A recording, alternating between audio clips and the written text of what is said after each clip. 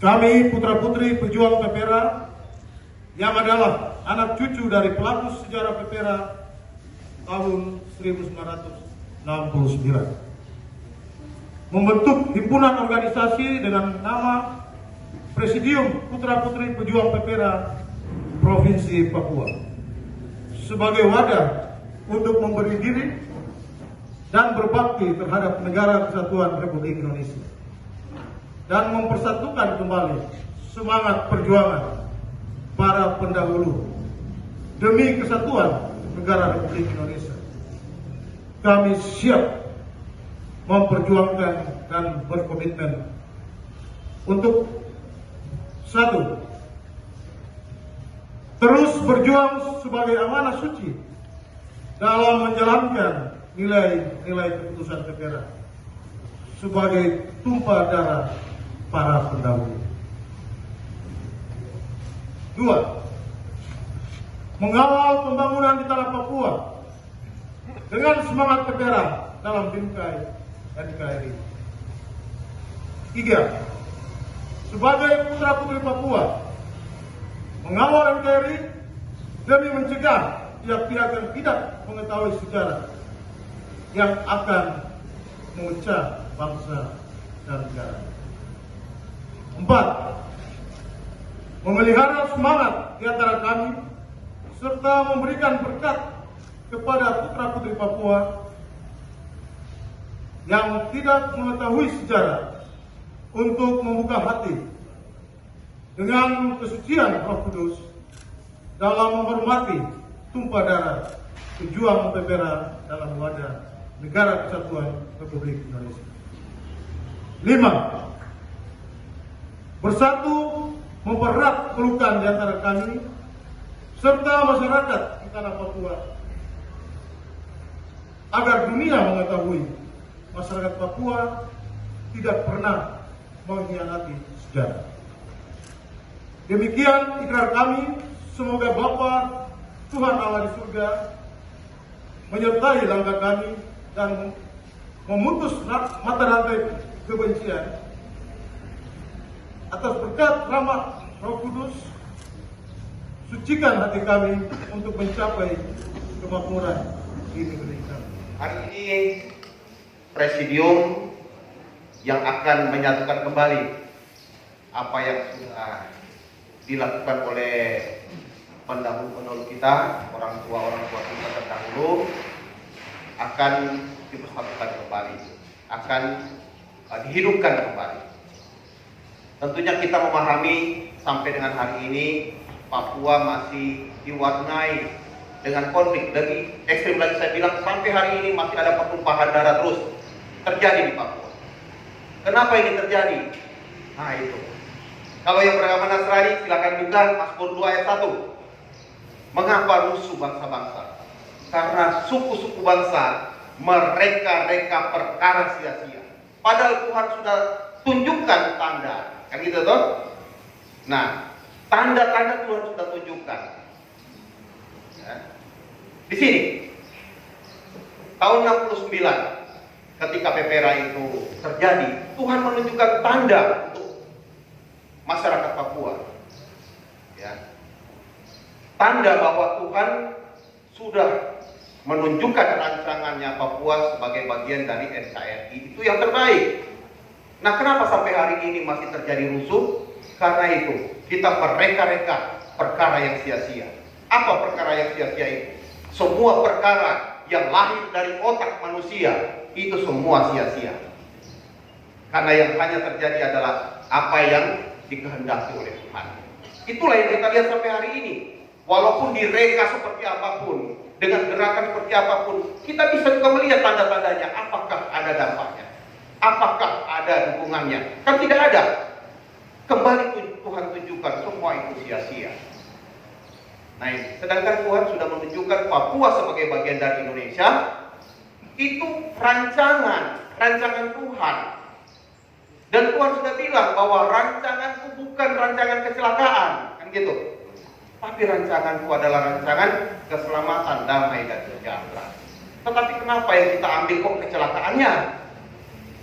Padahal rancangan Tuhan itu rancangan keselamatan. Nah ini, nah kita kembali di sini, kita kembali lagi ya kepada tanda-tanda yang Tuhan tunjukkan. Nah orang tua kita, pendahulu kita sudah dipakai oleh Tuhan untuk menunjukkan tanda yang akan Tuhan tunjukkan kepada masyarakat Papua. Rancangan apa yang akan Tuhan tunjukkan kepada Papua? Secara logika saja, ya secara logika kita berpikir. Pada saat Papua, ya pada tahun 49, konferensi meja bundar, Papua tidak diserahkan oleh Belanda, disponsori oleh negara-negara besar. Bayangkan itu, berusaha memisahkan Papua dari Indonesia. Ya. Tetapi Tuhan tunjukkan itu semua sia-sia. Karena Tuhan sudah bilang, hanya rancangan Tuhan saja yang akan terjadi. Kan gitu. Itu yang pertama yang harus kita maknai dari PPRA ini. Ya. Kemudian pertimbangan secara teologi, ya. Tetapi secara sosial kemasyarakatan, pendekatannya kita bisa melihat pada saat itu ada Indonesia, ada negara-negara yang tidak mengendaki masuknya Papua ke Indonesia. Berapa banyak mereka? Ya kan? Nah, orang tua pada saat itu sudah mempertimbangkan kalau kita berpihak kepada mereka, berapa banyak kompensasi yang harus diberikan kepada mereka pada saat itu. Kan gitu toh? Tetapi kalau kepada Indonesia tidak ada kompensasi. Karena ini memang negara, gitu ya. Tidak ada kompensasi. Tetapi kalau kita berpihak kepada mereka sekian banyak negara yang ingin memisahkan itu, berapa banyak kompensasi yang akan diberikan? Habis sudah. Ya. Begitu juga pada hari ini. Kenapa saya bilang tadi sia-sia semua? Ya. Hari ini bukan lagi waktunya untuk melaksanakan dekolonisasi, bukan eranya lagi dekolonisasi. Berbeda pada tahun 45 dulu ketika negara-negara di bawah kolonisasi, mereka berusaha untuk dipisahkan, untuk memerdekakan diri dan didukung memang oleh PBB pada saat itu. Ada piagam PBB di situ.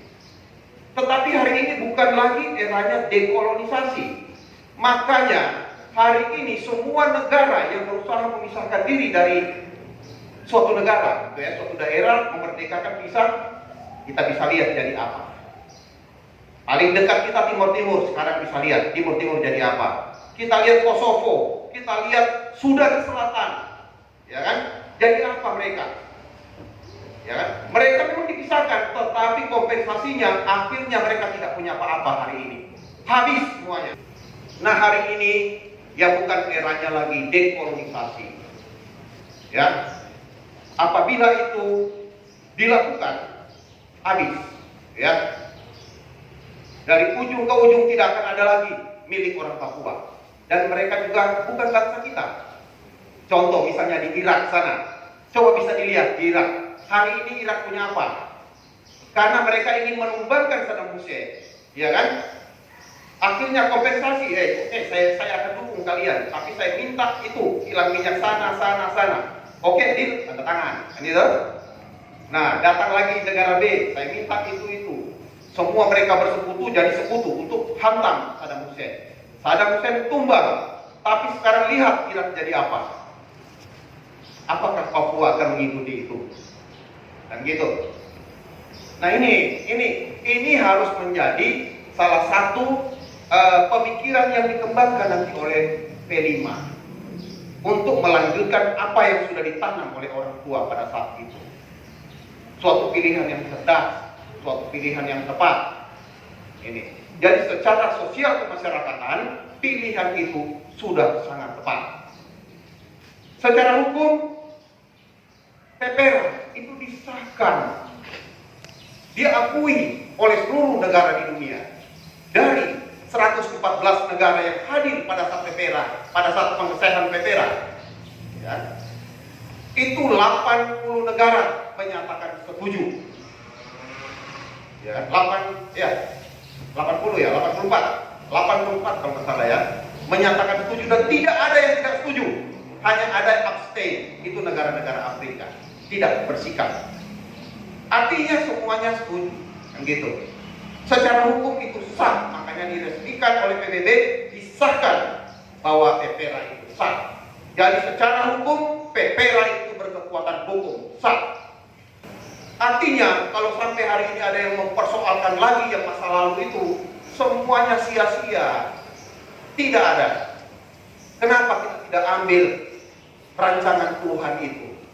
Rancangan damai sejahtera, keselamatan bagi rakyat Papua. Inilah yang menjadi pekerjaan P5 yang nanti akan kita terus dukung. Pejuang PPRA ya dengan masyarakatnya dan anak cucunya sampai hari ini kurang lebih ada 60% dari jumlah penduduk Papua pada hari ini. Dan ini perlu menjadi kekuatan yang untuk dipersatukan kembali, sehingga apabila ini dipersatukan kembali, dikonsolidasikan kembali, maka ini menjadi punya alasan keterwakilan di Papua cukup besar. Tetapi kalau itu didiamkan, ya itu sama saja dengan gunung emas. Ya kan, dia hanya jadi gunung saja, tidak memberi manfaat. Sama dengan laut yang luas, tidak jadi manfaat kalau dibiarkan begitu saja. Inilah yang mungkin kita berharap dari P5 untuk mengkonsolidasikan kembali. Ini Pak Yanto. Ya, jadi pada dasarnya kami mendukung semua ini demi Papua ke depan yang lebih baik. Ya. Kalaupun ada kelompok-kelompok yang masih berpikir lain, itulah pekerjaan kita untuk menggembalakan mereka. Ya, kita gembalakan, karena mungkin mereka tidak tahu atau mungkin mereka sudah terlanjur salah melangkah. Tetapi kan kita tentunya dengan pendekatan-pendekatan yang tepat bisa untuk meluruskan kembali apa yang keliru di sini. Hari ini pun semua gerakan-gerakan itu sudah Tuhan tunjukkan, saya tidak merestui, ya, karena tidak ada pun satu yang mendukung mereka, ya. Dibawa ke PBB ngomong apa saja itu tidak ada pengaruhnya, ya, karena memang Tuhan tidak menghendaki. Nah ini yang kita berharap dengan adanya P5 ini kita akan semakin bisa untuk mengkonsolidasikan kembali pejuang PPRA dan keluarganya, ya, sampai dengan hari ini kita konsolidasikan kembali sehingga ini menjadi suatu kekuatan untuk membangun Papua. Inilah yang harus kita lakukan dengan wadah ini.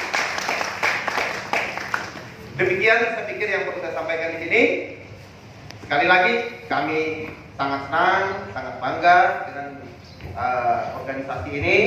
Mudah-mudahan segera terdaftar di Kesbang supaya ada dasar hukumnya, dan juga kita berharap dengan adanya P5 ini semakin cepat lagi kita untuk bisa mendorong pembangunan di Papua, terutama semakin cepat juga kita menyelesaikan konflik yang terus berkepanjangan sampai hari ini. Semoga Tuhan Yang Maha Kuasa menyertai kita semua di dalam apa yang kita lakukan, khususnya dengan P5. Demikian, Shalom. Assalamualaikum warahmatullahi wabarakatuh. Om Swanti Santi Santi. Di mana kita deklarasi berdirinya organisasi kemasyarakatan dengan nama Presidium Putra Putri Pejuang PPRA Provinsi Papua.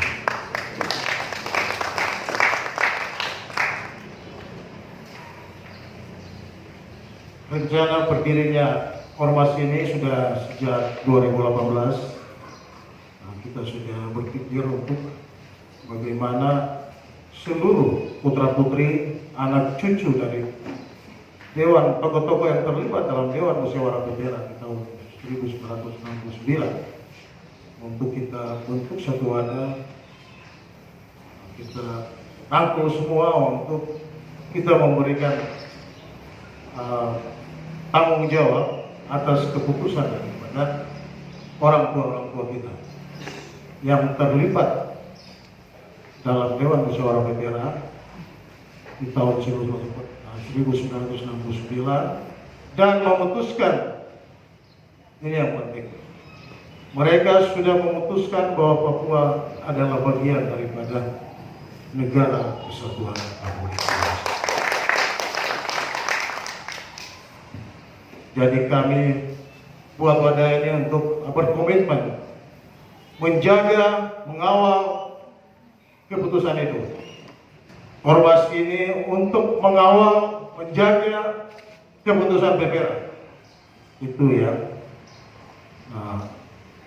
tujuan atau inti daripada wadah ini. Itu yang mungkin dapat saya sampaikan dalam kesempatan ini. Saya ucapkan terima kasih kepada semua ormas-ormas, ormas-ormas Merah Putih, komponen Merah Putih Papua Republik Indonesia. Hari ini juga kita bentuk wadah itu, jadi seluruh ormas-ormas Merah Putih akan berada dalam satu wadah, yaitu ada komponen Merah Putih Papua Republik Indonesia. Dan kita semua akan sama-sama dalam situ siap menyikapi situasi Papua dalam kerangka NKRI. Itu yang dapat saya sampaikan. Terima kasih.